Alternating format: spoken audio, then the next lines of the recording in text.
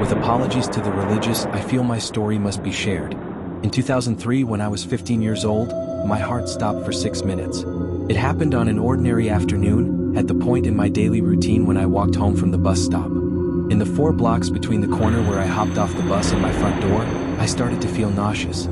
It came on suddenly without warning. I'd felt just fine all day, ate a lunch of Bosco sticks and marinara sauce, something I'd eaten hundreds of times throughout high school. Before I had an opportunity to consider alternative causes, I broke out in a cold sweat.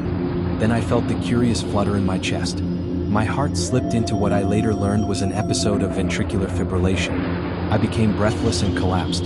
What happened next has been told to me after the fact.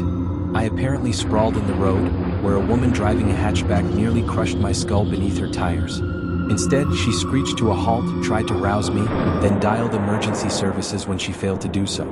EMS arrived to discover my heart had stopped beating. I was dead, technically. They transported my body to the hospital, and somewhere along the way managed to shock my ticker back to life.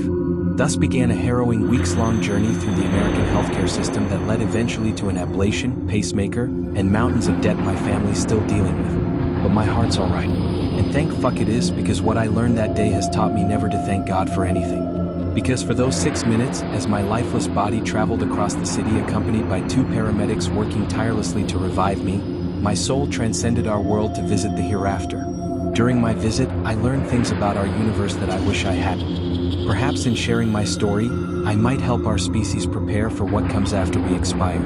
It began with light, blinding, white, pervasive. It bathed me, calmed me. It was everything they tell you about. Beatific, welcoming, the stuff of spiritual experiences. I had the distinct feeling of ascent, like the light was lifting me skyward. I passed through several sets of gates, which my dizzied consciousness hardly registered. Upon reflection, I don't believe they were physical in any sense, and yet I recall the feeling of admittance, as if they might have prevented me from rising had they remained closed. In any event, I arrived in a place without dimension, a place beyond reality. It only made sense while I occupied it. I don't believe a corporeal being can make sense of the astral plane. Something about its intangible existence defies translation. So what I came away with were more impressions than images. I was not alone. Several life forces enclosed me upon my arrival. At first, because of my Christian upbringing, I believed them to be angels. In my incorporeal form, I made the spiritually equivalent gesture of opening my arms, anticipating their embrace. Instead, I felt myself shackled by their powers like a collared dog. Humiliation and terror came over me. These were not the ethereal beings I'd been led to believe await us. These were cruel, unsympathetic overlords by whom I was fettered. What? I thought, my soul wailing like a petulant child. Something like laughter returned, but it was cold, mocking. Thoughts floated into my consciousness like birds winging in and out of sight. They delivered some horrifying truths about existence that I'll do my best to relay to you now. Our universe, like many others running parallel to it, contains a pittance of the total energy in existence. It is a farm used to produce souls, which only arise in the precise conditions found in our cosmos. When you hear scientists talk about the improbability of the existence of our Goldilocks universe, it's because they don't actually come into being spontaneously. They're designed. And the hands that craft them are not benevolent gods, but rapacious beings with little care for the creatures they create. Our ultimate purpose, I learned in the custody of the spirits that shackled me, was to ripen until we were ready to serve them on their higher plane. The Big Bang gave birth to the universe to give rise to life to eventuate in humanity, a sufficiently conscious organism that may be harvested for use as slaves on a higher plane, where time and space dissolve into an eternity we spend in servitude. 6 minutes in heaven felt like a lifetime, which I spent amusing what I perceived to be a childlike spirit with a penchant for psychologically distressing manipulation. It batted me around like a cat with a caught mouse, reveling in the pain it produced.